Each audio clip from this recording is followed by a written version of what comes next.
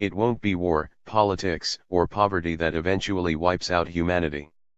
According to Seth Shostak, our end will come about as a result of designer babies and artificial intelligence.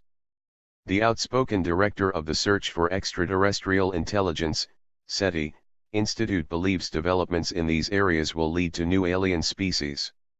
We can eventually produce offspring that are as different from us as dogs are from gray wolves, he said in an opinion piece for SETI. I'm not talking about the various self-destructive threats of the moment, the ones that fill the papers and spark pontification on the nightly news, he says. No, the three big things that I believe will take place in the 21st century are more profound, and not necessarily bad. The first change, Shostak believes, is that we will finally understand biology at a molecular level. As a result, humanity will be able to cure all diseases, and usher in an era of designer babies. He also believed that humanity will expand into nearby space in a drive to gain more resources, such as copper, zinc, and platinum. This, he says, will also help alleviate overpopulation.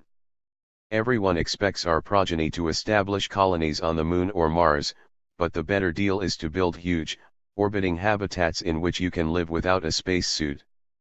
Think of scaling up the International Space Station a few thousand times. We can put unlimited numbers of people in such engineered environments. But it's not just designer babies and space colonies that will change humanity as we know it. Before 2100, Shostak predicts that we will develop generalized artificial intelligence, GAI. This will allow machines to take over jobs normally done by humans. Such machines won't necessarily be large, he said. A synapse in your brain is a few thousand nanometers in size. A transistor on a chip is hundreds of times smaller. The hardware necessary for human-level smarts, even today, could fit in an iPad. The scientist claims that these developments, over the long term, will dwarf concerns in politics, war, or economics. But, he adds, they will also change us. Putting large numbers of people in off-Earth colonies will inevitably lead to a kind of speciation.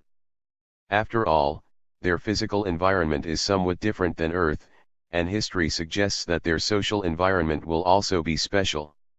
1,000 years from now, the inhabitants of a Martian colony may not be so similar to those still living on Earth.